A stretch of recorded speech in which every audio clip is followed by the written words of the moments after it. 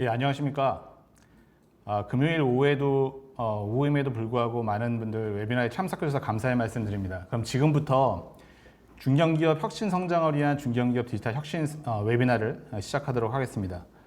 저는 한국 아마존 웹서비스에서 AIML 서비스를 담당하고 있는 김형탁이라고 합니다. 저희 아마존 웹 서비스에서는 총 22개의 AIML 서비스들이 있는데요. 그 서비스들에 대한 사업 전략, 고투마켓, 여러 가지 일들을 담당을 하고 있습니다.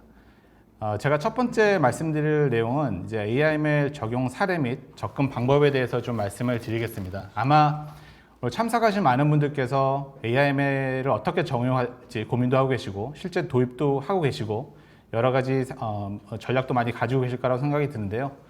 아무쪼록 오늘 말씀드리는 내용들이 조금이나마 도움이 됐으면 하는 그런 바람이 있습니다.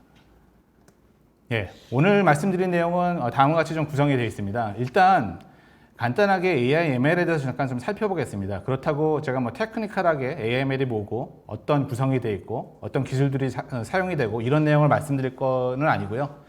AIML을 리캡하는 차원에서 좀 말씀을 드리겠습니다. 그 다음에 제가 몇 가지 좀 사례를 좀 모아봤습니다.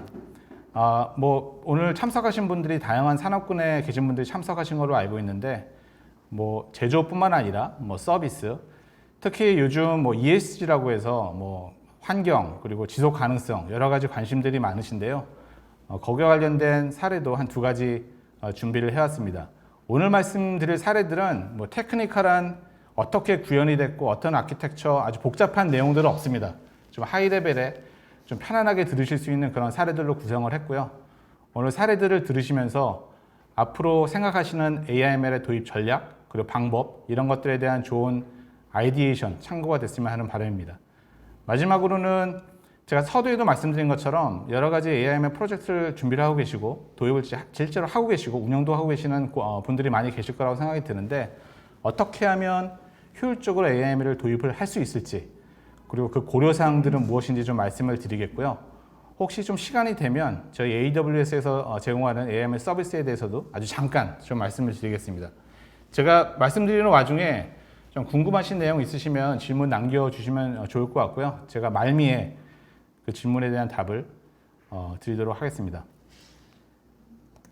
자, AIML 너무 많이 들으셨고 잘 아시는 내용들이라고 생각드는데요. 제가 구체적으로 하나하나 AIML이 무엇인지를 말씀드리기는 좀 어려울 것 같고 뭐 잘 아시는 것처럼 인공지능, Artificial Intelligence, 컴퓨터에게 인간의 지능을 모방할 수 있도록 하는 모든 포괄적 기술 기법을 이야기한다 라고 잘 알고 계실 거라고 생각이 됩니다. 그 서브셋, 그 하위 집합으로는 머신러닝이라는 게 있고 인간의 신경망을 본따 만든 뉴럴 네트워크 기반의 뭐 딥러닝이라는 것들이 있습니다. 자세한 말씀을 드리지는 않겠지만 한 가지 궁금하신 점이 있으실 거예요. 제가 뭐 평소에 보시면 뭐 AI, ML 이런 말들을 혼용해서 사용을 하는데 그럼 AI, ML 어떤 차이가 있을까? 저도 사실 이런 질문들을 많이 받아왔는데요. 여기에 대해서 잠깐 좀 말씀을 드리려고 합니다. 제가 드리는 말씀은 어떤 뭐 데피니션은 아니지만 일반적으로 통상적으로 통용되는 그런 이야기라고 생각하시면 될 것 같습니다. 사실 인공지능을 구현하기 위해 다양한 방법들이 있습니다. 그 안에는 저희가 이제까지 그래왔듯이 인간이 아주 정교한 프로그래밍을 통해서 프로그래밍이라고 하면 뭐 if then 여러 가지 조건들을 놓고 그 조건에 따라서 분기하는 여러 가지 형태들이 되겠죠. 그런 코드들을 뭐 수백 개, 뭐 수천 개, 때로는 수만 개를 넣어서 인간의 행동과 생각을 아주 유사하게 닮을 수 있는 그 AI 시스템을 구축할 수도 있습니다. 하지만 다른 방법이 있죠. 바로 데이터를 활용하는 겁니다. 그 데이터를 활용하는 것이 이제 머신러닝, 데이터를 학습해서 알고리즘 학습해서 모델을 만들고 그 모델에 입력을 넣고 출력을 얻는 방식인데요. 자, 제가 아까 좀 전에 말씀드린 그 질문에 대한 답으로서 인공지능, AI, ML 어떤 차이가 있을까? 저희는 AI 시스템 구축을 위해서는 거의 대부분 데이터를 이용한 머신러닝을 사용한다라고 이해하시면 될 것 같습니다. 아마 AI 시스템 구축을 위해서는 99%, 99.9% 거의 대부분 머신러닝을 이용한다고 이해하셔도 좋을 것 같습니다. 자, 뭐 AIML이 선택이 아닌 필수라는 이야기는 뭐 여러 번 들으셨을 테고 제가 다시 한번 강조는 드리지 않겠습니다. 뭐 여러 시장조사 기관에서 뭐 다양한 이야기, 리서치 결과들을 내보내고 있는데요. 아마 오늘 참석하신 여러분들께서도 우리의 스테이터스가 어디에 있는지, 우리는 어떤 것을 준비하고 있는지, 우리는 AIML을 위해서 어떤 길을 나가야 될지, 어떤 디렉션을 가져가야 될지 한번 생각해 보시면 좋을 것 같습니다. 제가 중요하게 AIML 관련해서 고객과 이야기하면서 항상 중요하게 생각하는 것이 하나가 있는데요. AIML에 대한 관심 좋습니다. 그리고 AIML을 여러 가지 방법으로 도입을 하고 계시는데 과연 어떤 목적을 이루기 위해서 도입을 하시는지 꼭 생각해 보셔야 될 것 같습니다. 고객 커스터머 익스피리언스 향상을 위해서 도입하실 것인지, 아니면 비즈니스 효율성 증대, 아니면 레비뉴 인크리스, 뭐 코스트를 절감하기 위해서 도입할 것인지, 아니면 아주 빠른 스마트한 의사결정이 필요한 것인지, 아니면 뭐 제일 마지막에 차별화라고 있는데요. 뭐 잘 아실 겁니다. 뭐 언론에도 많이 나오고 있는데 AIML을 도입한 경우 많은 기업들이 대외 홍보 매체로서 이용하기도 합니다. 뭐 AIML 기반의 어떤 시스템을 만들어서 뭐 고객 경험을 혁신한다, 이런 여러 가지 PR 기사들을 많이 보실 것 같은데요. AIML을 도입하기 위해서는 어떤 목적을 가지고 도입하실지 꼭 생각해 보셔야 될 것 같습니다. 이 5가지 모두를 아우르는 좀 유즈 케이스 사례가 있어서 제가 좀 말씀을 드릴 텐데요. 뭐 일본 최대 자동차 기업이라면 뭐 생각이 언뜻 떠오르실 거라고 생각이 듭니다. 근데 이 자동차 기업은 뭐 여러 가지 R&D나 뭐 스마트 팩토리 분야에서 뭐 머신러닝을 아주 활용하고 있지만 제가 사실 드릴 내용은 그 분야는 아니고요. HR에 관련된 내용들입니다. 뭐 잘 아시겠지만 뭐 기업이 크다 보니까 한 해 수천, 수만 개의 어플리케이션 입사 지원서를 받고 있는데 뭐 생각해 보시면 아실 겁니다. 뭐 입사 담당자가 그 입사 지원서를 하나하나 스크리닝해서 다음 단계로 내보내는 이런 작업들을 수행을 할 것입니다. 그리고 사람마다도 편차가 있겠죠. 어떤 사람은 넥스트 단계인데 어떤 사람은 뭐 드랍되는 그런 경우도 있을 거라고 생각됩니다. 이런 여러 가지 페인 포인트, 그리고 뭐 고객에게 좀 더 향상된 뭐 경험을 드리기 위해서 이 기업은 어떤 것을 고민했냐면요. ML 기반, 머신러닝 기반의 스크리닝 시스템을 구축을 했습니다. 그래서 기존 수만 명의 직원이 가지고 있는 여러 데이터가 있을 거라고 생각이 듭니다. 직원들의 경력, 뭐 업무, 고가, 근속 연수, 뭐 출신 학교, 뭐 경력, 이런 데이터들을 모델링해서 지원자들의 데이터를 기반으로 이 지원자들은 예상 근무 연수가 몇 년, 어느 정도 다닐지, 그럼 업무 퍼포먼스는 어느 정도 날지가 되는 그런 예측 모델을 만들었습니다. 이름으로써 얻을 수 있는 다양한 것들이 있겠죠. 맨 마지막에 보시는 것처럼 고객 참여, 경험이 향상됐을 수 있겠고요. 비즈니스 효율성도 분명히 증대가 될 수 있었을 것 같습니다. 리크루터 담당자 몇 명으로 줄이고 뭐 여러 가지 비즈니스 효율성도 많이 증가됐을 거라고 생각이 됩니다. 그리고 보다 스마트하고 빠른 의사결정, 물론입니다. 그리고 혁신을 이뤘겠죠. 그리고 이 내용을 대외에 또 홍보함으로써 여러 가지 차별화 요소도 만들었을 거라고 생각이 듭니다. 제가 앞에 보여드린 왜 AIML을 도입하는지에 대한 5가지를 모두 이룬 그런 케이스라고 말씀드릴 수 있을 것 같습니다.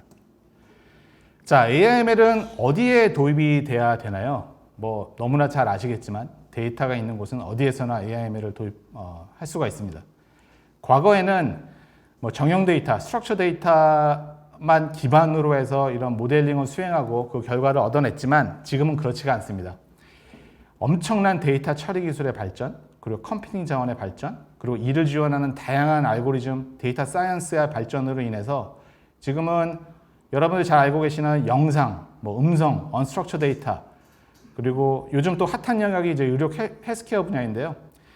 그 여러 이제 산업 분야에서 가장 언스트럭처, 비정형 데이터가 많이 모이는 곳이 의료, 뭐 헬스케어 분야라고 합니다. 의사들이 말하는 부분, 핸드라이팅 하는 부분, 그리고 여기서 이미지 데이터, 영상 데이터, 이런 것들이 많이 모여있는 뭐 집합체라고 이야기를 많이 할 수 있습니다. 그래서 이런 모든 영역에 어떤 데이터라도 데이터가 모여있고 활용할 수 있는 데이터가 있으면 여러분들 AIML 적용해서 보다 큰 비즈니스 아웃컴을 이룰 것이라고 생각할 수가 있겠습니다.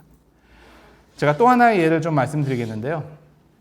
제가 말씀드리는 예들은 좀 복잡한 예들은 아닙니다. 그리고 약간 하이 레벨일 수도 있는데 여러분들 어떤 유즈 케이스를 선택해서 AIML을 이룰지 좋은 뭐 참고로 레퍼런스로 활용하시면 좋을 것 같습니다. 여러분 아실지 모르겠지만 아파트 하자법이 좀 개정이 돼서요. 작년 말부터는 입주 전에 모든 걸 하자 보수를 다 해야 된다라고 합니다.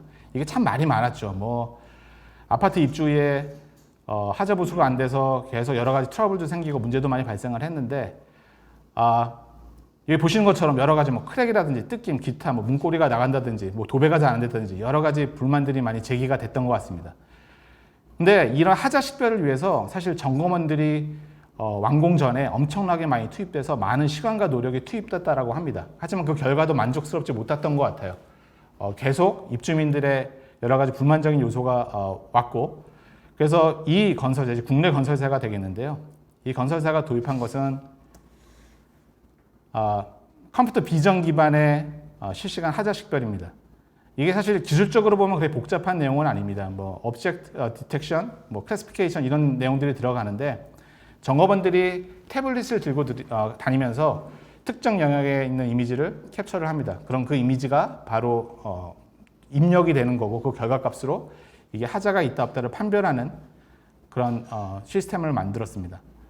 자, 근데 되게 복잡하실 것 같죠? 뭐 이미지 데이터도 어떻게 해야 되고 여러 가지 복잡한 머신러닝 알고리즘 기법들을 써서 이런 어플리케이션을 만들었을 거라고 생각이 좀 들 수가 있겠는데요.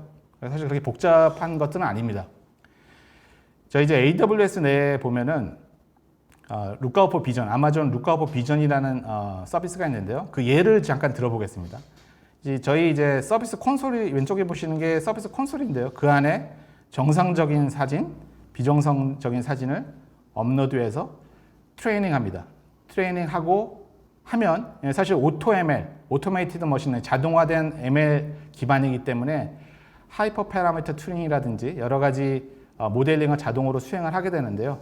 이 만들어진 커스텀 모델을 바로 API 기반으로 호출해서 쓸 수가 있고, 혹시 위에서 보시는 것처럼 잘못된 데이터, 정상인 데이터 이런 것들을 집어넣었을 때 바로 판별할 수 있는 아주 여러 가지 쉬운 방법으로 이런 AI를 구현할 수가 있습니다. 제가 좀 더 자세하게 Lookout for Vision에 대해서 좀 더 몇 가지 좀 말씀을 드리겠는데요. Lookout for Vision은 사실 제조업에서 많이 활용되는 AI ML이 뭐 예지 정비, Predictive Maintenance, 그리고 컴퓨터 비전 기반의 품질 검사, 아주 대표적인 예라고 볼 수 있겠는데, 컴퓨터 비전 기반의 품질 검사를 이루어줄 수 있는 뭐 서비스입니다. 그래서 많은 양의 데이터가 없어도 커스터마이즈된 ML 모델을 만들 수 있고, 오른쪽에 보시면 여러 가지 부품의 누락이라든지 제품이 뭐 생산 과정 중에 이상하게 생산이 됐는지, 그 부품이 손상됐는지 이런 것들을 판별해낼 수가 있습니다. 최근에는 이런 완제품들, 어떤 특정 제품, 뭐 자동차가 될 수도 있고 어떤 특정 부품이 될 수가 있고, 이런 외관 검사라든지 볼트가 잘 체결됐는지 아니면 외관에 페인팅이 잘 됐는지 여러 가지 분야에서 활용되는 서비스가 되겠습니다. 예, 뭐 서비스를 활용하는 방법은 간단합니다. 데이터를 입력해서 그 Lookout for Vision이 가지고 있는 이미지 레이블링 기법을 이용해서 여러 가지 태깅을 하게 되죠. 아노테이션을 하게 되고, 그 기반으로 커스텀 모델을 만들고 API 콜을 통해서 계속 추론을 일어나게 되는데요. 지속적인 피드백 과정을 통해서 모델의 성능을 개선할 수 있게 됩니다. 다음 사례는 이제 하나토탈 사례를 좀 말씀드리겠는데요. 제가 서두에서 말씀드린 것처럼 최근에 지구 환경 그리고 지속 가능성, 뭐 요즘 이제 ESG로 대변이 되는데요. 정말 많은 고객께서 뭐 사회적으로도 참 많은 관심이 있는 것 같습니다. 그래서 여러 가지 관심에 따라서 제가 좀 몇 가지 케이스를 좀 치워봤습니다. 하나토탈 같은 경우에는 왼쪽에 보시면 좀 여러 가지 좀 복잡한 내용이처럼 보이실 텐데, 하나토탈은 아시는 것처럼 여러 가지 케미컬, 뭐 에너지 제품들을 생산하는 기업입니다. 근데 이런 제품 생산 라인에서 뭐 스팀이 필요합니다. 그래서 여러 가지 스팀, 뭐 가스, 스팀이라고 표현을 하는데, 이런 스팀들이 제조 공장에 유입이 돼서 생산 라인이 돌아가게 되어 있는데요. 이 스팀을 생성하기 위해서는 암모니아가 투입이 돼야 되는데, 오른쪽에 보시는 것처럼 최근 대기환경보조법 강화에 따라서 암모니아 배출, 그리고 이 결과물로서 생산되는 스팀 외에 질소 화합물 배출에 대한 규제가 점점 까다로워지고 있습니다. 이 규제들도 맞추면서 정말 아주 압력 센 스팀을 어떻게 하면 만들어낼 수 있을까에 대한 고민부터 시작이 됐고요. 그 고민에 대한 답은 그럼 이 투입되는 암모니아를 어떻게 최적화해서 최적화된 양을 투입할지에 대한 문제로 이제 귀결이 되었습니다. 그래서 이제 최적 암모니아 주입량을 예측하는 모델을 구현하는 그런 사례가 되겠습니다. 보시면은 여러 가지 복잡한 내용들이 있으실 것 같은데요. 그 AIML 구현을 위해서는 데이터 준비, 데이터 애퀴지션 정말 중요합니다. 그래서 제 이후에 이제 세션에서 저희가 여러 가지 스토리지 전략, 스토리지 서비스에 대한 말씀을 드리겠는데, 아마존 웹 서비스가 가지고 있는 가장 대표적인 스토리지 서비스인 S3에 데이터를 저장하고 그룹을 통해서 스키마를 정의하고 아테나에서 DB 없이 바로 S3에 있는 데이터를 쿼리를 해서 저희 AWS는 세이지메이커에 넣어서 모델링을 하고 그 결과를 얻게 됩니다. 그래서 사실 이런 과정에서 제가 이제 뒤에도 말씀드리겠지만 데이터 전략, 데이터를 어떻게 관리할 것인지에 대한 여러 가지 고민도 하셔야 될 필요가 있을 것 같은데, 이 고객께서는 데이터 레이크를 구축을 했고요. 그리고 이제 신속한 모델 및 개발 배포를 위해서 AWS의 Managed ML 서비스인 세이지메이커 도입을 해서 아주 빠르게 모델링하라고 배포하고, 그리고 엔드포인트에 배포해서 실시간으로 추론하는 그런 환경으로 구성을 하셨습니다. 제가 또 하나 환경에 대한 사례를 또 말씀을 드리겠습니다. 이제 아마존닷컴의 사례인데요. 딱 보시면 아시겠죠. 여러분들 택배 많이 받아보셨을 텐데, 택배 딱 받아보셔서 딱 까보면 정말 요만한 제품에 이만한 박스에 포장된 경우 정말 많이 있지 않습니까? 그런 케이스입니다. 사실 아마존은 이 지구 환경에 대해서 아주 많은 고민을 하고 실천하는 기업 중에 하나입니다. 그래서 저희가 대외적으로 이야기하는 커미트먼트 중에 하나는 파리 기후 협약 같은 경우에는 2050년까지 탄소 배출을 제로 하겠다라고 지금 이제 여러 가지 액티비티를 하고 있는데, 저희 아마존닷컴 2040년까지 저희 비즈니스상에서 탄소 배출 제로를 위해서 대외적으로 커미트먼트를 했고 그렇게 실천을 하고 있습니다. 이와 아울러 아마존닷컴에서 여러 가지 배송 도구를 이용해서 배송을 하는데요. 2040년까지 한 약 10만 대 정도의 저희 이제 딜리버리 플릿이라고 얘기를 하는데 배치를 해서 탄소 배출을 최소화할 계획을 가지고 있습니다. 자, 굳이 작은 물건인데 손상되지 않는 제품에도 불구하고 이런 큰 박스에 배송할 필요가 있을까요? 여기서부터 이제 질문이 시작이 됐고요. 그래서 지금 저희는 이제 메일러라고 하는데 이런 우편 봉투형으로 생긴 배송을 점점 많이 진행을 하고 있습니다. 어떤 장점이 있을까요? 비슷한 상자보다 75% 가볍습니다. 공간도 40% 감소합니다. 자, 여기서 나오는 재활용되는 그런 재활용 자원에 대한 문제뿐만 아니라 이런 물건들을 배송하는 데 필요한 탄소 배출, 보다 많은 트럭이 움직여야 되고 보다 많은 하중 있는 트럭이 움직임으로써 여러 가지 매연, 탄소들이 배출되는데 그런 부분들을 감수할 수 있는 고민에서부터 시작이 됐습니다. 그래서 기존에는 패키징하는 분들이 소량의 제품만 적용을 해서 이런 메일러에 담아서 배송을 했는데요. 물론 개인 관찰의 한계도 있고 그간 제너레이션 되는 여러 가지 데이터들은 활용이 되지 않았겠죠. 아주 특정 제품에만 이런 잘 패키지가 됐는지 이런 것들을 확인하는 과정이 있었습니다. 근데 지금은 이제 아마존이 판매하는 모든 상품을 처리할 수 있는 능력을 가지고 있는데, 이제 어떻게 이런 것들이 가능했냐면요. 사실 패키징을 하고 중간에 컨베이어 벨트를 거쳐서 버스에 실리든 비행기에 실리든 그리고 라스트 마일 배송원이 배달하는 그 과정에 있는 데이터들을 모두 들여다 봐야 될 것 같습니다. 그래서 이 배달되는 과정에 제품 손상의 위험이 있는지, 그럼 어떤 경로를 거치는 게 배송이 더 많이 손상이 많이 가는지, 손상이 안 되는지, 이런 모든 것들을 데이터를 기반으로 모델링을 한 거겠죠.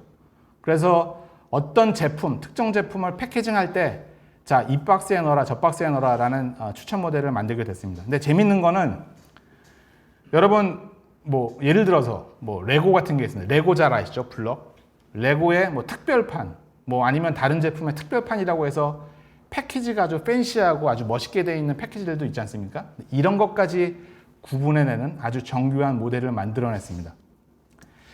그래서 지금은 예, 이게 이제 2016년도부터 이런 활동들을 수행해 왔는데요. 2020년도에는 이제 50% 이상 되는 배송에 이런 골판지 상자가 아니라 메일러, 우편 봉투를 통해서 배송이 이루어지고 있습니다. 자, 재미있는 사실은 2019년도에 이제 북미 지역 기준으로 말씀을 드리면 한 뭐 40만 건의 제품에 적용이 됐고 막 1억 2,500만 건의 딜리버리가 이 메일러를 통해서 배송이 됐다라고 합니다. 여러분, 이런 활동들을 통해서 얼마 정도의 금액이 절감됐을 거라고 생각이 됩니까? 예, 하나로 한 400억 정도로 절감을 할 수 있었고요. 그리고 이제 그건 아마존닷컴의 뭐 베네핏일 수도 있겠지만 또 한편으로는 골판지 상자, 이 무거운 골판지 상자를 줄임으로써 한 6,000톤의 자원 재활용 요소를 방지했다라고 합니다.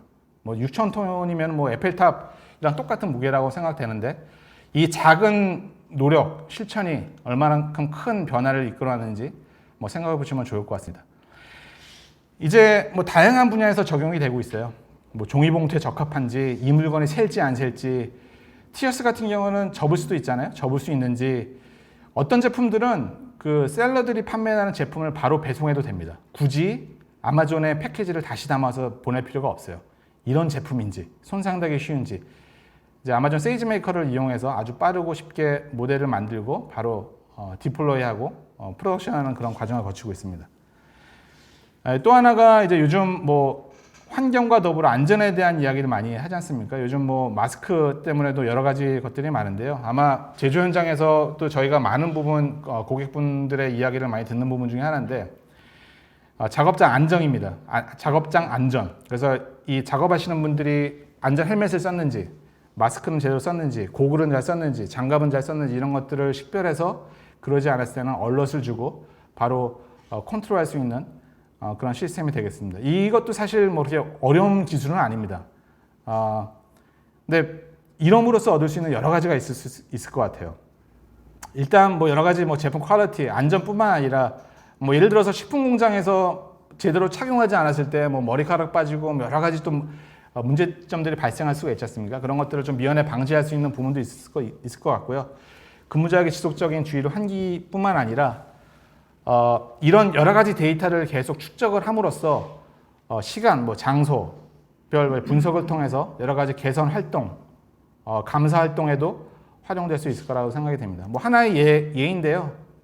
이제 이건 아마존 레커니션을 이용한 PP API를 이용한 부분인데, 뭐 비디오 캠 같은 경우에 뭐 이게 5초, 뭐 3초 단위로 이미지를 캡처해서 바로 입력값이 되고 그 출원 경과를 나타내는데 뭐 아주 간단한 예입니다. 그래서 바로 마스크를 쓰거나 장갑을 끼거나 했을 때 이게 핸드 커버인지 뭔지 여러 가지를 식별하는 아주 간단한 예를 보여주고 있습니다. 조금 이제 다른 활용 사례인데요. 사실 뭐 현대차 같은 경우에는 이미 여러 가지 분야에서 머신러닝을 활용해서 업무에 활용하고 있는데, 자율주행, 이제 레벨 2에 해당되는 ADAS 같은 경우에는 분명히 AIML이 엄청나게 활용되는 분야 중에 하나입니다. 현대차 같은 경우에는 AIML을 활용하고 계셨었어요. AIDAS 개발 부분에. 근데 기존의 온프렘 환경에 여러 가지 GPU 서버를 놓으시고, 그리고 여러 파이터치 기반으로 직접 ML 파이프라인을 구성하셔서 하드웨어를 직접 핸들링 하시고 코딩도 최적화하시는 작업들을 수행을 하셨습니다. 사실 ADAS 연구원 분들이라면 되게 고급 인력이지 않습니까? 근데 이런 분들께서 이 전체 파이프라인 튜닝, 플랫폼 튜닝 하는데 정말 많은 시간을 보내셨다라고 합니다. 실제 ADAS 개발을 위해서는 여러 가지 이미지에 대한 컴퓨터 비전 모델링이 필요한데 전체 모델링하는 시간도 엄청나게 길었다고 해요. 그래서 이제 결국 이제 아마존 세이지메이커를 통해서 이제 분산 학습을 진행을 하게 됐고, 그리고 여러 가지 코드 최적화를 통해서 기존에 걸렸던 시간 대비 10분의 1 수준으로 학습 시간을 단축시켰습니다.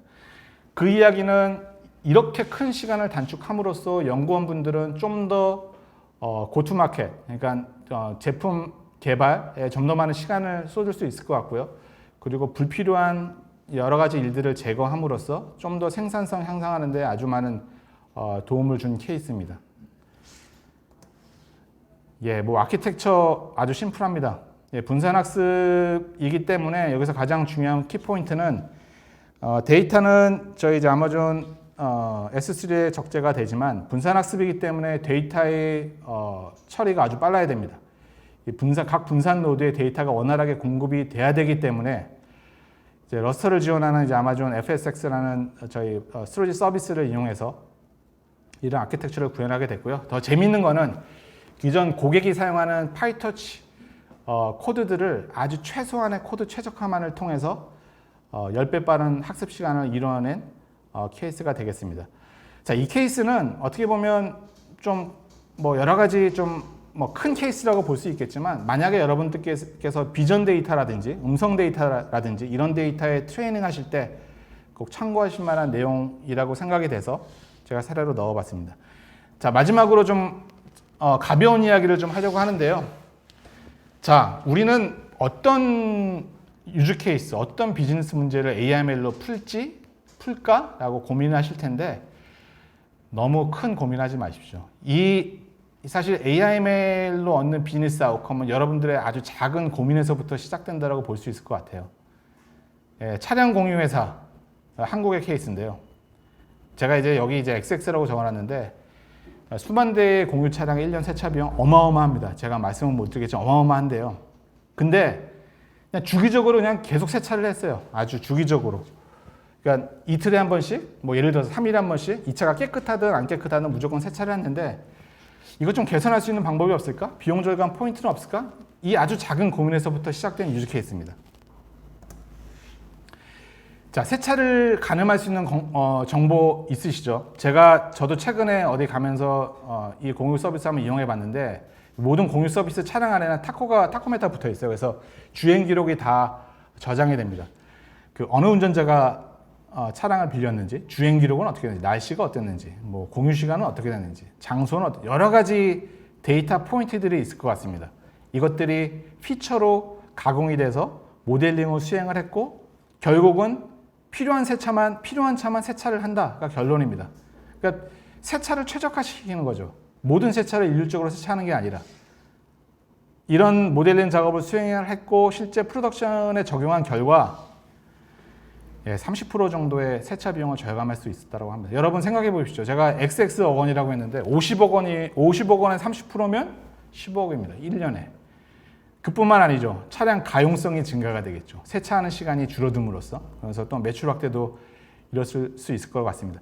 제가 드리고 싶은 이 내용은 너무 큰 문제, 복잡한 AIML 뿐만 아니라 여러분들의 주위에 있는 아주 작은 문제들도 아주 큰 AIML을 통해서 큰 성과를 낼 수 있는 경우도 있다라는 것을 좀 이해해 주시면 좋을 것 같습니다. 자, AIML 시작하기에 대해서 제가 좀 말씀을 드리겠는데 접근 방법에서 좀 말씀을 드리도록 하겠습니다. AIML은 데이터 사이언스 팀, 분석팀, IT만 하는 게 절대 아닙니다. 여러분들이 적용하는 유즈 케이스, 사례, 문제들은 결국 다 현업에서 나올 수밖에 없습니다. 그래서 현업의 참여 없이 그 경영진의 스폰서십 없이는 절대 이룰 수 있는 게 아닙니다. 그리고 AIML을 도입하기 위해서는 여러분들의 비즈니스 목표를 충분히 이해를 하셔야 됩니다. 1년, 3년 내의 목표, 단기간의 목표, 이 목표를 이루기 위해서는 우리가 어떤 것들이 필요하지, 어떤 것들을 하기 위해서 AIML 어떻게 적용하면 되겠지, AIML 적용을 하기 위해서 데이터가 있는 분야는 어디지, 여러 가지 스텝 다운 해 나가시면서 목표를 정확하게 설정하는 게 아주 중요합니다. 저희가 얘기하는 AIML 접근 단계에 대해서 좀 간단하게 좀 말씀을 드리겠는데요. 제가 말씀드린 것처럼 유즈 케이스 선정 정말 중요합니다. 그래서 비즈니스 목표를 이해하고 우리가 무엇을 이룰 것인지 반드시 내부적으로 충분한 협의가 이루어져야 됩니다. 유즈 케이스를 선정을 하시고 우선순위를 확인하셔야 됩니다. 2단계까지는 어떤 테크니컬 인풋이 뭐 없다는 아니지만 뭐 최소화된 그런 상황인데요. 그 다음부터 여러 가지 활동들이 좀 필요할 것 같습니다. 조직 내 공감대 중요합니다. 그리고 협업 참여를 어떻게 이끌어낼 것인지, 데이터는 확보가 되었는지, 그리고 중요한 프로젝트를 이끌 인력은 어떻게 확보가 되는지 중요한 요소 중에 하나죠. 그 다음에 뭐 디스커버리 워크숍이라고 하는데요. 뭐 비즈니스와 현업, 뭐 기술 조직에 참여한 이런 워크숍들이 필요할 것 같습니다. 그리고 이제 이 과제를 통해서 어떤 리턴이 올지 ROI를 스케치하는 부분도 필요할 것 같고요. 그리고 검증을 해야 됩니다. 기술적 검증뿐만 아니라 기능적 검증뿐만 아니라 비즈니스에 어떤 리턴을 줄지에 대한 ROI도 반드시 확인을 하셔야 됩니다.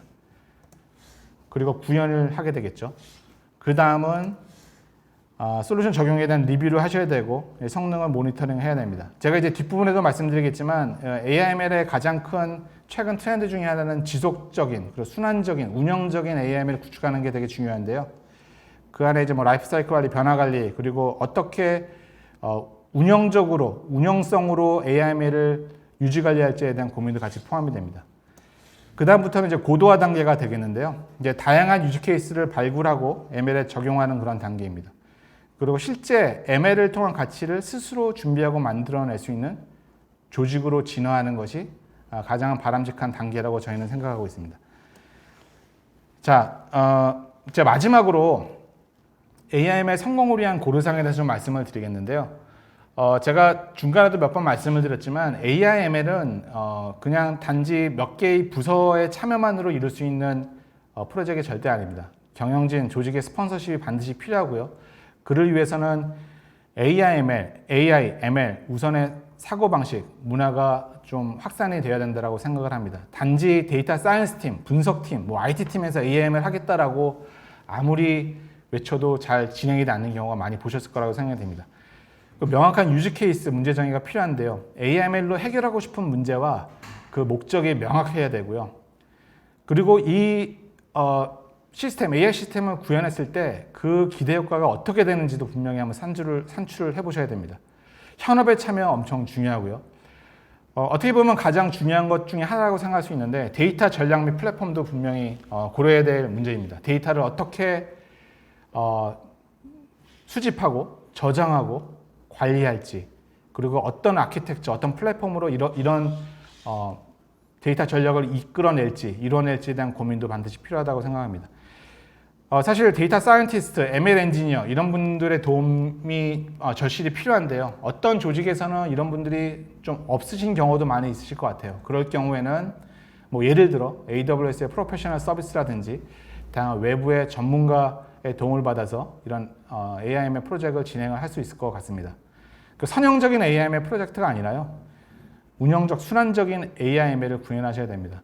한번 프로젝트를 해서 시작해서 끝나는 것이 아니라 이 끝나는 결과를 바탕으로 계속 모델의 성능을 모니터링하고 데이터를 피드해서 지속적으로 성능을 개선할 수 있는 이제 뭐 MLOps, CI/CD 이런 개념으로 표현을 하는데요. 이런 AIML을 구현을 해야 될 것 같습니다.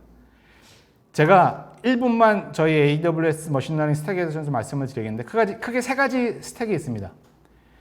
첫 번째는 데이터 사이언티스트, 그리고 전문가가 아니더라도 개발자의 도움으로 AIML을 구현할 수 있는 AI 서비스가 있고요. 그리고 데이터 사이언티스트, 뭐 전문가를 위한 ML 서비스는 세이지메이커가 있고요.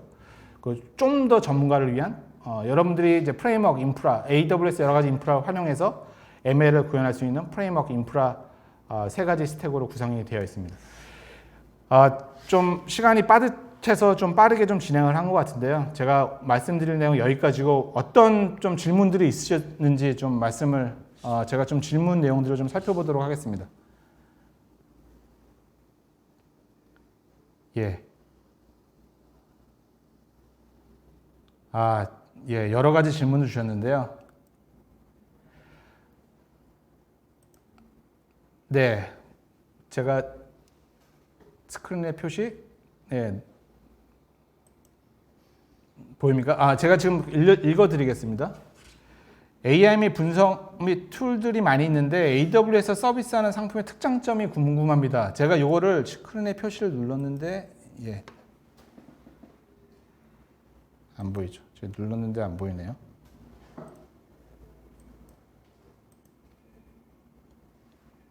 보입니까? 예. 예, 저희 AWS 서비스 상품의 특징이 궁금하다고 말씀하셨는데요. 사실 제가 시간이 없어서 마지막 장에 있는 내용을 표현을 안 드렸는데 좀 세 가지로 요약을 드릴 수가 있을 것 같습니다. 제가 말씀드린 것처럼 AWS에는 총 22개의 AIML 서비스가 있는데요. 저희는 아주 아까 제가 바로 전장에서 보여드렸지만 아주 폭넓고 깊이 있는 AIML 서비스들을 제공을 하고 있습니다. 그래서 개발자 레벨, 데이터 사이언티스트 레벨, ML 엔지니어 레벨, 그리고 좀 더 전문가적인 레벨 분들이 바로 사용하실 수 있는 AI 서비스를 제공을 하고 있고요. 또 하나는 저희가 가지고 있는 여러 가지 지원, 체계, 교육 프로그램, 그리고 개발 효율성을 극대화할 수 있는 다양한 프로그램 교육 지원 조직에 대해서 좀 말씀드릴 수 있을 것 같고요. 가장 중요한 저희의 뭐 장점이라고 말씀드릴 수 있는 거는 AIML 서비스 시스템을 구축하기 위해서는 단지 AIML 서비스만 필요한 게 아닙니다.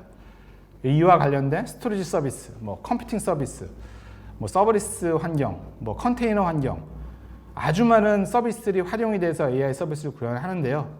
사실 AWS는 세계에서 가장 포괄적인 서비스를 제공하는 클라우드 플랫폼입니다. 이 플랫폼 안에서 여러분들의 AIML 서비스를 구축할 수 있다는 게 저희 서비스의 장점이 되겠습니다.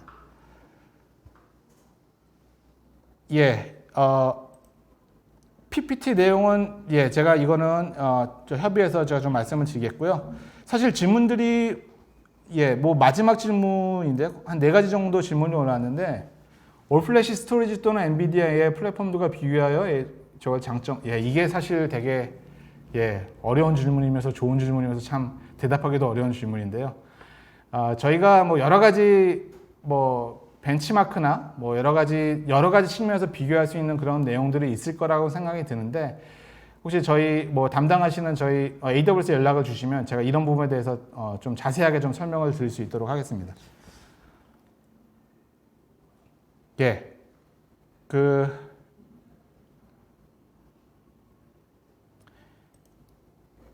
마지막으로 한 가지 질문만 하고 제가 좀 마칠까 합니다. 사실 그 AIML 처음에 시작하실 때 가지는 아주 어려운 부분 중에 하나라고 생각이 드는데요. 서비스를 활용하려면 어느 정도 시간이 투자되어야 할지, 교육 정보. 저희가 아주 다양한 방법으로 온라인, 오프라인 교육들을 제공을 하고 있습니다. 저희 이제 트레이닝 서비스 보면 온라인으로 머신러닝이 뭔지, AI 서비스가 뭔지에 대한 아주 기초적인 내용도 확인하실 수가 있고요. 좀 더 필요하면 저희가 직접 방문해서 저희 여러 가지 AI 서비스를 체험하면서 핸즈온 할 수 있는 그런 여러 가지 다양한 프로그램들도 준비가 되어 있습니다. 이 부분도 저희한테 좀 연락을 주시면 저희가 다양하게 좀 안내를 해드릴 수 있도록 하겠습니다. 제 시간이 이제 어느 정도 지난 것 같은데요. 제 뭐 세션은 여기서 제가 좀 마무리를 하겠고요. 뭐 금요일 오후에 뭐 청취해서 다시 한번 감사의 말씀 드립니다. 고맙습니다.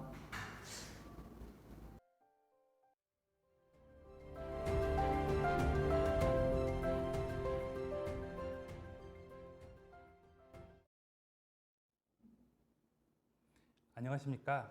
AWS 데이터 분석 및 스토리지 활용 사례라는 주제로 오늘 발표를 맡게 된 AWS 스토리지 사업 개발 담당 이광재입니다. 오늘 발표는 제조산업군에서 IT와 OT의 데이터 통합을 통한 클라우드 데이터 분석 및 관리 혁신의 국내 사례를 준비하였습니다. 이 사례를 통하여 클라우드가 어떻게 고객 혁신에게 도움을 드릴 수 있는지에 대해서 살펴보고 디지털 혁신을 위한 인사이트를 얻는 데 많은 도움이 되었으면 합니다. IT와 OT의 융합이라는 주제는 생산, 산업용 인프라에서 생산되는 OT의 데이터와 IT 전문 지식을 통한 IT와 OT의 융합은 클라우드의 강력한 컴퓨팅, 좀 전에 설명드린 인공지능과 기계학습, 방대한 데이터 분석 능력으로 비즈니스의 혁신을 가져올 수가 있습니다. OT의 환경은 비용 절감, 프로세스 최저화 및 성능 향상을 끊임없이 요구하는데 기존의 OT 시스템으로 모든 종류의 데이터를 관리하거나 분석하기에는 한계가 있습니다. 따라서 클라우드가 가지는 많은 장점을 활용하면 OT의 엔지니어들이 데이터와 분석을 통해서 예측 분석, 비즈니스 계획, 수율 향상 등의 더 많은 통찰력을 가져올 수 있습니다. 이러한 IT와 OT의 융합의 혁신의 중심에는 생산, 개발, 판매 데이터의 선순환적인 관리를 통한 분석이 중요합니다. 이러한 분석을 통하여 데이터를 공유하고 이를 통해서 비용 절감 및 매출 확대를 통한 기업 경쟁력을 향상시킬 수가 있습니다.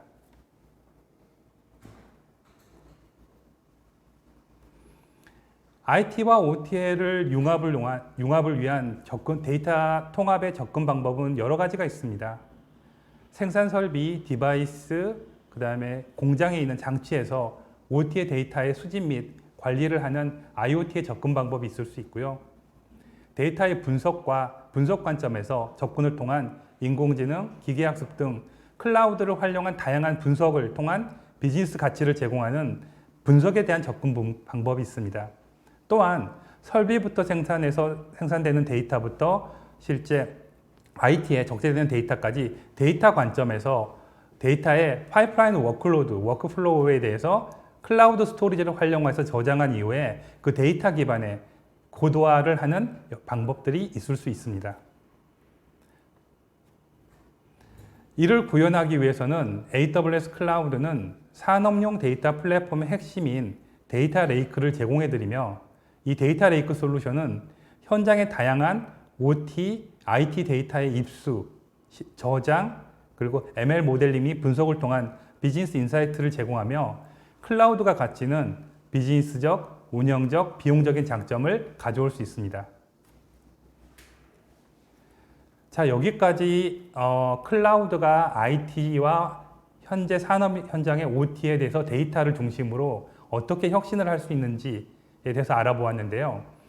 이제 실제 사례를 통해서 실제 이제 처한 고객들이 클라우드를 통해서 이 이슈들을 어떻게 해결하고 어떠한 효과를 얻었는지 구체적으로 살펴보겠습니다. 여기에 해당되는 사례들은 사실 이제 해외에는 더 많은 사례들과 더 큰 사례들이 있을 수 있지만은 국내 사례 중심으로 말씀을 드리고 실제 이제 고객의 마케팅 동의 측면에서 고객의 이름을 밝힐 수 없는 사례도 있음을 양해 부탁드립니다. 첫 번째 사례입니다.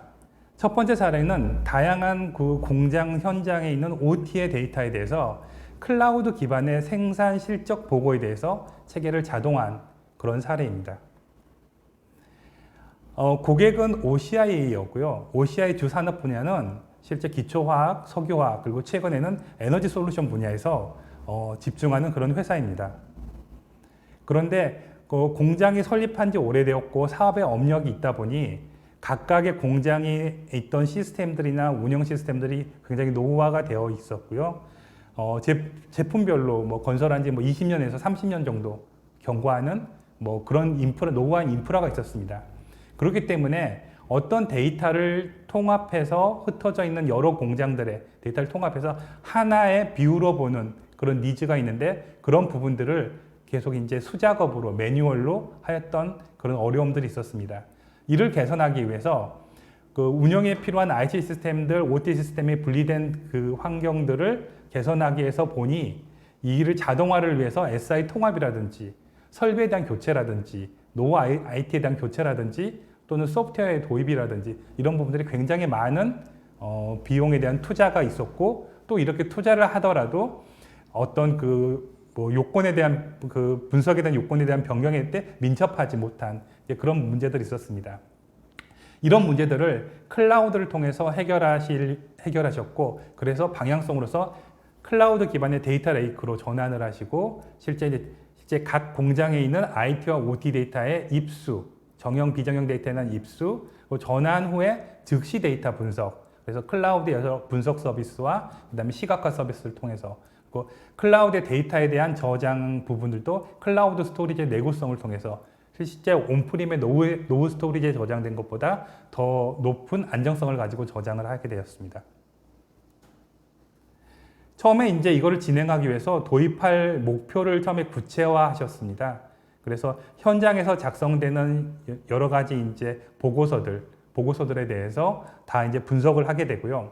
그리고 현장에서 수작업으로 작성하고 있는 보고 문서 중에서 검토하여서 가장 수작업이 많이 들어가고 가장 노력이 많이 들어가지만 즉시성을 해서 효과를 가장 크게 볼 수 있는 생산 월보라는 그런 보고 차트에 대해서 해당 비즈니스 로직과 데이터 소스에 대해서 전부 다 분석을 하고 파악을 하고 이를 클라우드의 데이터 입수 솔루션들, 그다음에 데이터에 대한 변환들, 저장, 분석에 이르기까지 그리고 여기에 대한 시각화 부분까지 클라우드를 통해서 자동화하게 되었습니다. 또한 이렇게 적용된 이 자동화 보고 측면의 보고서는 실제 현장의 적용 및 피드백을 받아서 점점 더 확대되고 있고 여기에 대해서 더 고도화되고 있습니다. 이 다음 사례가 그 생산 실적 고도한 사례의 그 예인데요. 아마존의 퀵사이트라는 그런 이제 비주얼라이즈 툴을 통해서 실제 각 그 노후된 공장 그 여러 개 공장에서 수집된 데이터를 시각화하고 자동화해서 보여주는 부분이고요.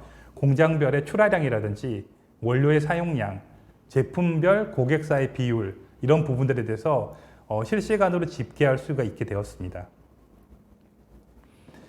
여기에 대한 참조 아키텍처는 제일 왼편에 있는 뭐 OT의 시스템들, 공장의 팩토리에 있는 시스템들에서 데이터들을 입수하고요. 그 다음에 이제 IT에 있는 시스템들, IT의 ERP라든지, 그 다음에 이제 뭐 시험 성적이라든지 생산 계획 데이터들을 중간에 집계를 해서 클라우드상에 아마존 S3의 데이터 레이크를 구축하시고 입수한 데이터를 DB에 저장하고 시각화를 해서 분석을 해서 보여드리는 그래서 부분으로 이제 설계를 하였습니다. 그래서 이제 구축 효과로 보게 되면은 기존에 클라우드를 통해서 적용하기 전에는 실제 이제 이런 그 월보라든지 고객의 비즈니스에 인사이트를 얻기 위해서 필요한 핵심적인 부분들이 현장의 인프라 노후화로 인하여 작성 기간이 뭐 수일에서 수주가 걸렸었죠. 그리고 또한 이런 부분들이 이제 매뉴얼로 작성하다 보니까 사람의 이제 실수가 있을 수 있고 사람의 실수가 있는 그런 보고에 대한 부분들은 또 잘못된 판단을 할 수 있고 이제 이런 부분들이 어려움이 있었습니다. 이런 부분을 클라우드를 통해서 자동화함으로써 뭐 즉시 뭐 리포트를 볼 수 있고 그 기존의 수일에서 수주에 걸렸던 그런 보고 체계들이 뭐 즉시 보고 그다음에 정확성은 이제 자동화를 하고 고도화를 하기 때문에 점점 더 정확해지고요. 그다음에 이제 이런 그 기반에서 멈추지 않고 향후에는 그 아마존 포캐스트라는 서비스 등 여러 가지 빅데이터 분석 서비스를 통해서 비즈니스 예측에 활용할 예정입니다. 그래서 클라우드의 도입 효과 중에 가장 짧은 시간에 가장 큰 효과를 볼 수 있는 것부터 먼저 시작을 하고 그 효과의 기대 효과를 기반으로 해서 점점점 확대해 나가는 그런 좋은 사례입니다. 이제 두 번째 사례는 제조 생산 로그 아카이빙 사례입니다. 제조물 책임법이라고 많이 들어보셨을 겁니다. 제조물 책임법은 실제 제조돼서 시장에 유통돼서 판매되는 제품에 대해서 어떤 결함이 발생을 해서 그를 통해서 분쟁이 발생했을 경우에는 그 분쟁에 대해서 어떤 그 과실의 유무를 제조사가 직접 밝혀야 된다라는 게 이제 제조물의 책임법이고요. 특히 이제 우리나라 같은 경우는 이제 수출을 많이 하기 때문에 해외에 판매되는 그 수출 제품에 대해서는 각 나라마다 제조물 책임법에 의해서 그 생산 과정에서 발생되는 생산 로그 데이터, 이미지 데이터에 대해서는 뭐 5년 보관, 10년 보관 이런 식의 각각의 그 규정을 가지게 되고요. 이 규정을 뿐만이 아니라 실제 이제 발주사에서 이 제품에 대해서 발주를 받을 때는 제조물 책임법을 준수하는지 여부를 꼭 확인하는 그런 경우도 왕왕 있습니다. 거기에 대한 대비를 하기 위해서 제조물 책임법에 생산 로그 데이터들이 생기는데요. 이 생산 로그 데이터는 장기 보관이 이제 기본입니다. 보통 이제 지금 판매되지 않고 단종된 제품이더라도 그 제품이 생산했던 당시에 로트 번호, 그다음에 생산했던 그런 이미지 공정간의 그 데이터들이 보관되어야 되기 때문에 사실 데이터에 대한 생산 과정의 파이프라인 워크로드를 되고 거기에 대한 워크로드에 대한 데이터들을 수집하고 이거를 대규모의 하드웨어를 통해서 저장을 하고 보관을 해야 됩니다. 그래서 항상 이제 보관된 데이터가 나중에 어떤 필요에 대해서 어떤 분쟁에서 발생됐을 때 그 데이터를 꺼내 가지고 여러 가지 이제 분석을 해야 되는 거죠. 그런데 이제 이런 부분들을 기존에 이제 클라우드가 없이 생각한다 그러면은 온프림의 대규모의 서버, 대규모의 스토리지, 대규모의 하드웨어가 투자가 되어야 됩니다. 그런데 아시는 것처럼 이 자체가 이제 비즈니스의 당장 생산을 요구하는 게 아니라 이제 보관을 위해서 규정 준수를 위해서 보관하기 때문에 이런 그 보관하는 것 자체도 굉장히 이제 어렵고 그 대규모 때문에 어렵고 이게 또 온프림의 하드웨어는 노후화라는 부분들이 있습니다. 그리고 용량의 캐패시티라는 부분들이 있고요. 그래서 캐패시티가 모자라거나 혹은 하드웨어가 노후화되거나 아니면 소프트웨어가 단종되거나 하게 되면 항상 이제 대규모 마이그레이션들이 발생을 하게 됩니다. 이제 이런 부분들이 이제 굉장히 어려운 상황이었죠. 이런 부분들을 클라우드를 통해서 활용을 하셨고, 클라우드의 스토리지 아카이빙을 통해서 AWS가 제공하는 데이터의 전송 방법들을 사용하고, 이 전송한 이후에 데이터의 접근, 그리고 이제 클라우드에 데이터에 저장되는 클라우드 자체의 데이터의 강력한 내구성을 통해서 항상 저장된 데이터는 항시 언제라도 꺼냈을 수 있는 이제 그런 체계를 갖추었습니다. 다음이 이제 그 해당 아키텍처인데요. 실제 이제 제조 생산에 이제 SimPC라고 제조 PC가 있죠. SimPC에서 심 데이터 관리를 하는데, 여러 이제 제조 생산 라인에서 생성되는 이미지나 로그 데이터들을 저장을 하고 이 데이터들을 그대로 이제 클라우드로 마이그레이션 하는데, AWS는 오프라인에 대한 데이터 전송, 스노우볼이라고 하죠. 스노우볼은 이제 저희가 하드웨어, 물리적인 스토리지를 하드웨어를 고객사에 배송을 해드리고 거기다 데이터를 담으면 저희 클라우드로 다시 반송을 해서 업로드를 하는, 초기에 대용량 전송 방법에 굉장히 많이 사용되는 그런 서비스고요. 그 다음에 매일 이제 생성되는 데이터에 대해서는 데이터 싱크라는 솔루션을 써서 온라인 데이터 마이그레이션을 통해서 증분되는 데이터에 대해서만 저장을 하게 되고, 이 데이터는 아마존 S3의 라이프 사이클을 통해서 그 실제 접근 빈도, 그 다음에 해당 보관 정책에 따라서 점점 더 저렴한 스토리지, 점점 더 이제 그 비용을 절감할 수 있는 요소들을 적용할 수 있습니다. 이런 클라우드가 나오기 전에는 사실은 이런 그 제조물 책임법이라든지 로그 아카이빙이라든지 대규모 이제 백업 데이터에 대한 장기 보관이라든지 이런 요구가 있을 때는 테이프밖에 방법이 없었죠. 왜냐하면 스토리지는 비싸고 그게 언제 쓸지 모르는데 계속 보관하는 게 어렵잖아요.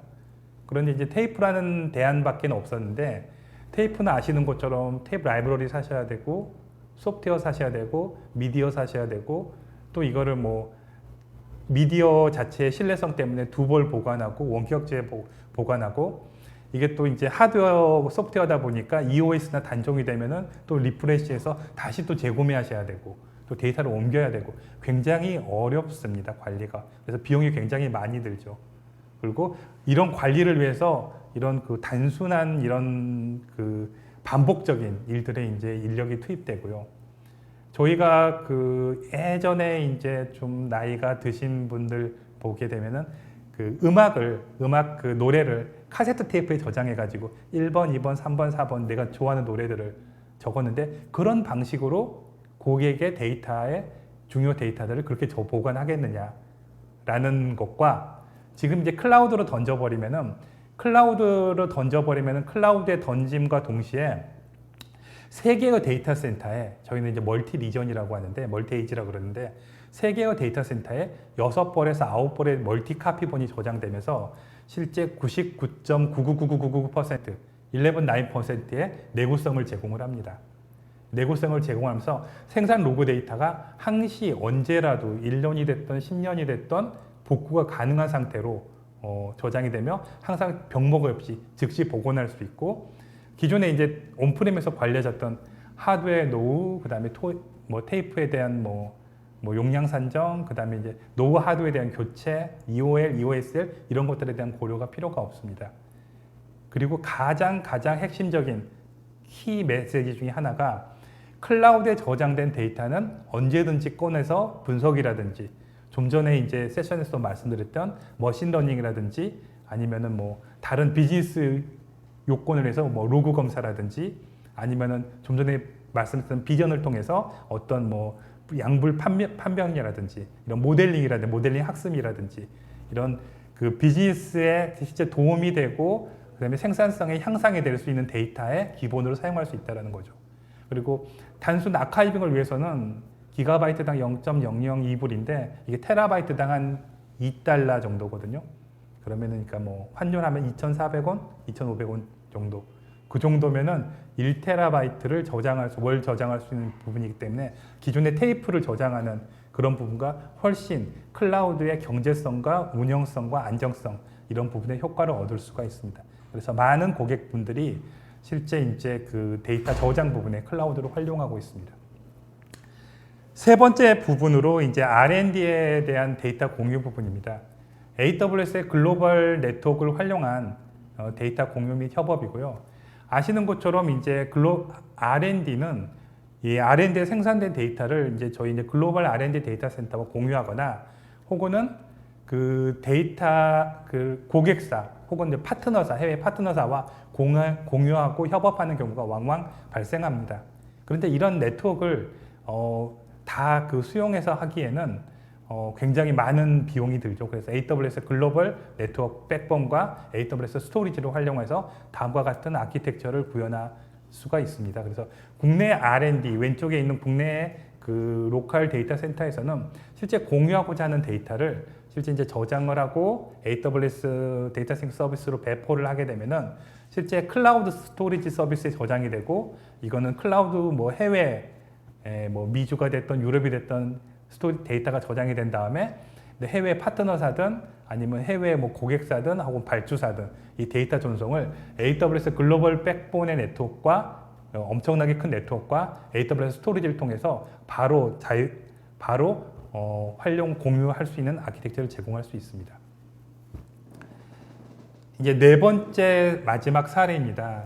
이제 글로벌 지식 관리 서비스로 이제 클라우드 문서 관리 파일 스토리지 및 ML 모델링에 관한 부분들인데요. 저희가 이제 많은 기업들이 실제로 한 5년, 6년 전에 다큐먼트는 기업의 자산이다.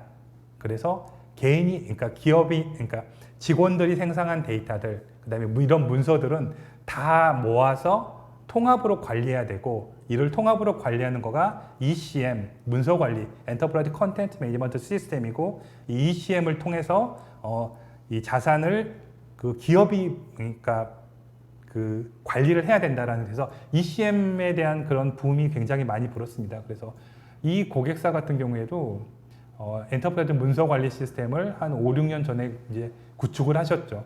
그 당시에 타당성은 당연히 있습니다.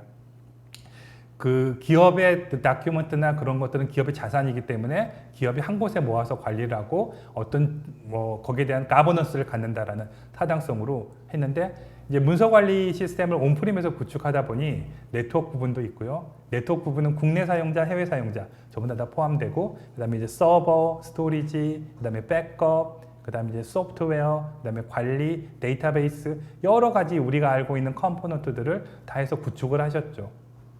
그래서 문서관리 시스템을 사용자들에게 다 문서관리 시스템에 데이터를 올려라 라고 이제 이렇게 했죠. 근데 지금이 5년이 지난 지금 시점에 와서는 이게 굉장한 골칫거리가 되었습니다. 왜 그러냐면 서버 노후화됐죠. 그다음에 네트워크는 느리다 그러죠. 해외에서는 못 쓰겠다 그러죠.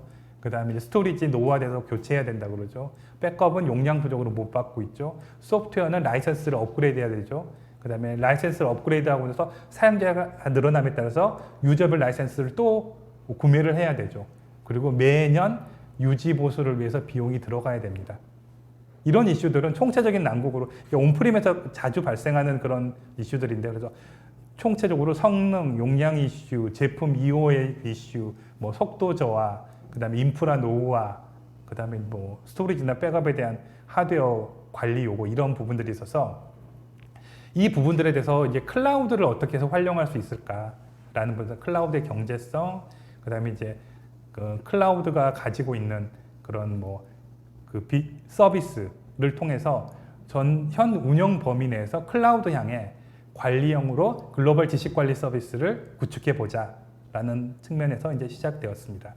그래서 이제 비포하고 투비하고 이렇게 보시게 되면은 비포에서는 기존에 이제 우리가 너무 익숙하죠. 서버들 있고요. 여기 이제 데이터베이스 있고 뭐 그다음에 이제 스토리지 있고 백업 있고 근데 느리다고 하고 그다음에 뭐 네트워크에 따라서 느리다고 하고요. 그다음에 뭐 서버 노후화됐고 데이터베이스 EOSL 됐고 스토리지 EOSL 돼서 교체해야 되고 백업은 용량 부족으로 못 받고 이런 부분들을 이제 AWS의 완전 관리형 서비스 파일 서버 스토리지 서비스로 이제 전환을 했습니다. 그렇게 되면 사용자는 실제 사용만 하면 되는 거죠. 나머지 인프라에 대한 부분들, 서버의 인프라, 데이터베이스 인프라, 그 다음에 AD 관리의 인프라, 그 다음에 이제 스토리지 인프라, 백업의 인프라는 AWS에 관리된 그 매니지 서비스에서 사용만 하시면 됩니다. 사용만 하시고 과금만 하시고 하시면 되고 여기에 대한 부분들은 사용자는 이제 굉장히 기존에 갖고 있던 그런 그 이슈들이 전부 다 해결되는 거죠. 그리고 이제 여기에서 이제 가장 또 크게 그 추가적으로 효과를 얻으신 부분들이 단순히 이제 파일 서버 기능뿐만이 아니라 저희가 이제 클라우드에 올려진 데이터를 기반으로 저희의 이제 캔드라라는 서비스가 있습니다. 캔드라라는 서비스를 통해 가지고 이 서비스를 통해서 해외 그 파트너사들과 협력하고 하는 작업들을 했는데 이런 부분들이 실제 이제 이 고객사의 어떤 발주를 받게 되면 시방서가 나오게 되는데 이 시방서의 요건들이 이제 굉장히 많습니다. 이 시방서 요건들이 굉장히 많아서 한번 이 시방서가 나오게 되면은 고급 엔지니어들, 경력이 많은 엔지니어들이 수십 명이 모여서 시방서 분석을 하고 스펙을 하고 거기에 대한 이제 어떤 그 발주를 하게 되는 거죠. 이제 이런 부분들인데 이런 부분들을 AI의 MLS 서비스를 통해서 추출해서 자동화하고 이거를 이제 캔들라는 자연어 검색을 통해서 이런 부분들을 모델 학습화함으로써 과거에 이제 수십 명이 모여가지고 시방서 분석하는 거를 굉장히 자동화했죠. 그리고 과거에 이제 엔지니어의 경험에서 했던 부분들을 실제로 이제 많은 부분들을 그 ML을 통해서 자동화를 하고 거기에 대해서 이제 실제 이제 핵심적인 부분들만 실제 이제 고급 엔지니어들이 시방에 대한 스펙과 설계에 대한 부분들을 참여하게 함으로써 생산성이 굉장히 확대되었고요. 또 그 다음에 해외 이제 파트너사들에게 줄 때는 어떤 데이터 보안에 대해서 실제 특정한 데이터들만 공유해서 와서 그러니까 클라우드 안에 들어와서 작업을 하고 클라우드 안에서 한 작업들의 내용들은 밖으로 유출이 안 되도록 하는 이제 보안적인 측면까지 했고요.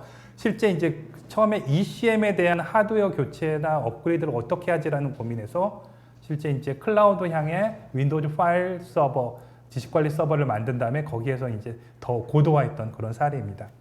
그래서 고객은 굉장히 좋아하셨고 기대 효과의 요약으로서 기존에 이제 감가상각 만료로 인해서 단순히 서버, 스토리지, 하드웨어 교체하던 그 온프림에서 실제 이제 클라우드를 통해서 비용도 절감을 하셨고, 그다음에 노후화도 개선되셨고, 데이터 관리에 대한 효과도 얻었고, 플러스 비즈니스적인 가치에 대한 효과도 얻었다라는 이제 그런 사례입니다. 이를 또한 또 제조 산업분에서는 실제 그 AWS 솔루션은 마케팅, 판매, 그다음에 제품 설계, 디자인, 제조 운영, 공급망 관리, 서비스망 관리, 전반적인 비즈니스 운영에 이르기까지 다음과 같은 다양한 솔루션과 유스 케이스 사용 사례들이 있습니다. 이 중심에는 산업용 데이터 플랫폼, 그러니까 인더스트리얼 데이터 플랫폼으로서 아마존 S3 데이터 레이크가 위치하고 있고요. 이러한 사례들을 실제 이제 고객들이 활용을 하셔서 클라우드를 통해서 비용적인, 그다음에 운영적인, 그다음에 비즈니스적인 효과들을 얻으실 수가 있습니다. 그러면은 이제 많은 이제 국내 사례들을 보시고 실제 이제 그 해외 AWS가 가지고 있는 클라우드에 대한 그런 그 솔루션과 유스 케이스들이 굉장히 방대함을 보셨는데 그러면 어디서부터 시작을 해야 되지? 라는 부분들이 이제 마지막에 퀘스천이실 겁니다. 그래서 클라우드 혁신을 위한 접근 방법은 아마존은 좀 독특하게 일하는 방식이 있습니다. 저희도 이제 이렇게 일하도록 강요를 당하는데요. 워킹 백워드입니다. 워킹 백워드라는 건 뭐냐면 지금 당장 내가 가지고 있는 문제들이 어떤 식으로 해결이 되었을 때 얻을 수 있는 기대 효과를 먼저 나열을 하는 거죠. 나열을 하고 그 나열한 기대 효과주를 실천하기 위해서 백워드에서 어떤 것들을 할 건가 라는 부분들이고, 이런 워킹 백워드를 통해서 비즈니스에 대한 결과에 대한 목표를 먼저 설정을 하시고요. 그 다음에 두 번째로 중요한 부분들은 우리가 이제 해야 될 과제들이 여러 가지가 있는데 가장 먼저 하실 거는 단기간에 빠른 효과를 얻을 수 있는 그 과제를 선정해서 그 과제로 효과를 체험하시라는 겁니다.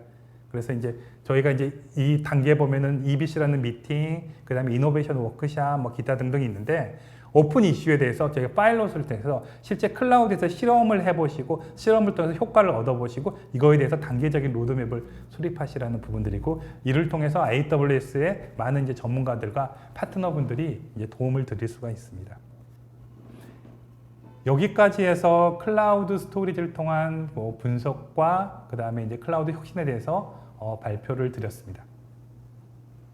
제가 질문이 있는 내용들을 좀 살펴보겠습니다.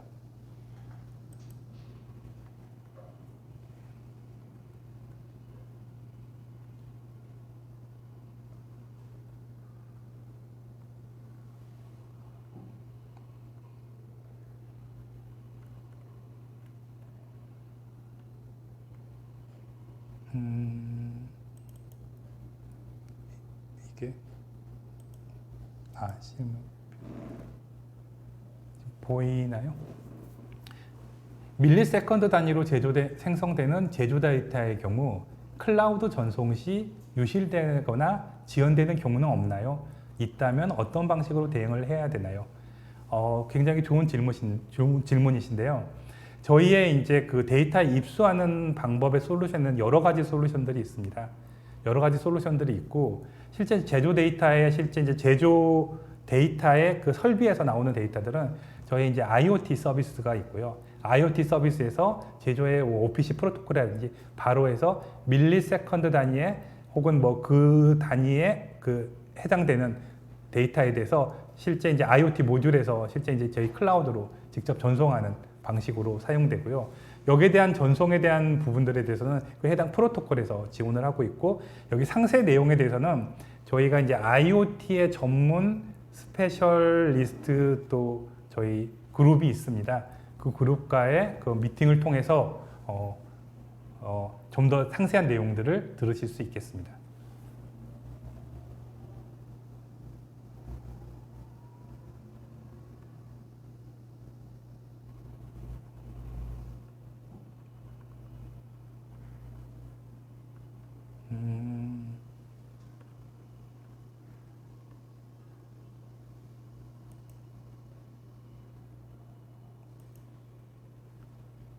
네. 이 질문을까지 받고 나머지는 이제 저희 쪽에 컨택을 해주시면, 저희 쪽에 연락처를 남겨드리고 이제 컨택을 해주시면 저희가 이제 방문해서 좀 더 자세한 설명을 드릴 수 있도록 하고요. 문서 관리에 대해서 유저 인터페이스를 볼 수 있으면 좋겠습니다. 볼 수 있는 경로가 있는지요? 라는 부분들은 실제 저희가 그 유저 인터페이스에 대해서는 실제 이제 윈도우즈 파일의 네트워크 드라이브로 고객이 사용하실 수가 있고, 그 네트워크 드라이브로 사용된 부분들에 대한 권한 관리라든지 접근 관리라든지 백업이라든지 어떤 그런 내용들을 제공할 수가 있습니다. 그래서 하실 수가 있고, 좀 더 상세한 내용들에 대해서는 실제 이제 저희 AWS를 컨택해 주시면은 실제 이제 데모라든지 실제 이제 기존에 사용하고 계시는 문서 관리 시스템이 있다면은 기존에 사용하고 계시는 문서 관리 시스템과 어떻게 뭐 연계를 할 수 있는지 이런 부분들에 대해서 좀 더 자세히 설명드릴 수 있겠습니다. 네, 여기까지 경청해 주셔서 감사드립니다. 금요일 오후인데요. 마무리 잘 하시고 즐거운 주말 보내시길 바랍니다. 감사합니다.